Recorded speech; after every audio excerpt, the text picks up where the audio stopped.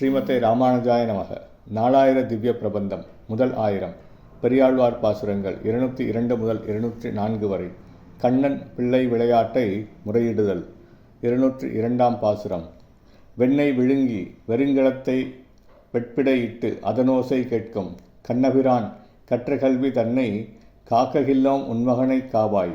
புன்னிற் புலிபெய்தால் ஒக்கும் தீமை புரைப்பகையால் இவை செய்ய வல்ல அண்ணற்கண்ணான் ஓர் மகனை பெற்ற அசோதை நங்காய் உன் மகனை கூவாய். அம்மா அசோதை பிராட்டியே, உன் மகன் கண்ணன் புண்ணில் புளிச்சாற்றை சொரிந்தது போன்ற கொடுமையான தீமைகளை ஒவ்வொரு வீட்டிலும் சாமர்த்தியமாக செய்கின்றான்.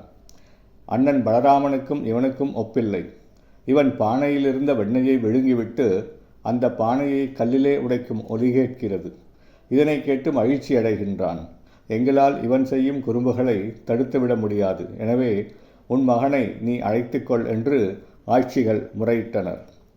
203ஆம் பாசுரம். வருக வருக வருக இங்கே வாமன நம்பி வருக இங்கே. கரிய குழல் செய்யவாய் முகத்தன் காகுத்த நம்பி வருக இங்கே. அரியன் இவன் எனக்கு இன்று நங்காய் அஞ்சன வண்ணா அசலகத்தார் பரிபவம் பேச தரிக்க இல்லேன் பாவியேனுக்கு இங்கே போதராயே. வாமன நம்பியே, இவ்விடம் வருக வருக. கரிய கூந்தலையும் சிவந்த வாயினையும் அழகின முகத்தினையும் உடைய ராமபிரானே, நீ அயல்வீட்டு பெண்ணிடம் நங்கையே, இப்பிள்ளை இப்போது என் கைவசம் அல்லன் என்றாள். கண்ணனை நோக்கி, மைநிறுத்தவனே, அயல் வீட்டார் உன்னை குறை கூறுவது கண்டு என்னால் பொறுத்து கொள்ள முடியாது.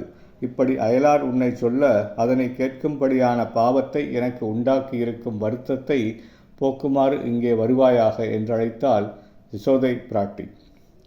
204ஆம் பாசுரம். திருவுடை பிள்ளைத்தான் தீயவாறு தேக்கம் ஒன்றுமிலன் தேசு உடையன்.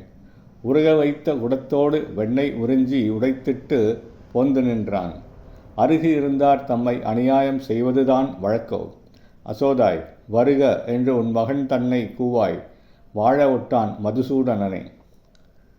வேறு சில பெண்கள் வந்து, யசோதை பிராட்டியே, உன் செல்லப்பிள்ளை செய்யும் குறும்புகளில் சிறிதளவும் குறைவில்லை.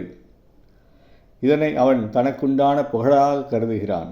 தாழியிலிருந்த வெண்ணெயை உண்டுவிட்டு அந்த தாழியையும் உடைத்து விடுகிறான். அவ்வாறு உடைத்துவிட்டு ஒன்றும் செய்யாதவன் போல் அப்பால் போய் நிற்கின்றான். அண்டை வீட்டாரான எங்களுக்கு இம்மதுசூதனன் அநியாயம் செய்கிறான். இதுதான் வழக்கமோ? இது உனக்கே நியாயமாகுமா? எனவே நீ அவனை அழைத்து கொள்வாயாக, அவனை அடக்கி வைப்பாயாக என்றனர் ஆய்ச்சியர். ஸ்ரீமதே ராமானுஜாய நமக.